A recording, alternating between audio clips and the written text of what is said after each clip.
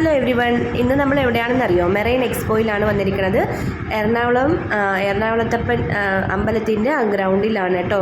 ഈ എക്സ്പോ 6-ാം തീയതി വരെ എക്സ്റ്റെൻഡ് ചെയ്തിട്ടുണ്ട്.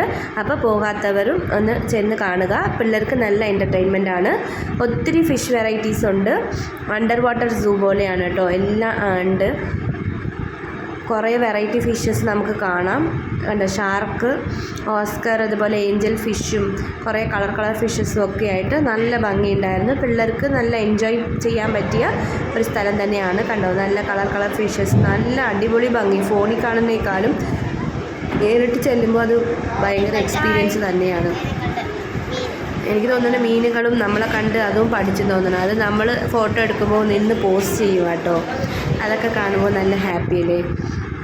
ഇതും നല്ല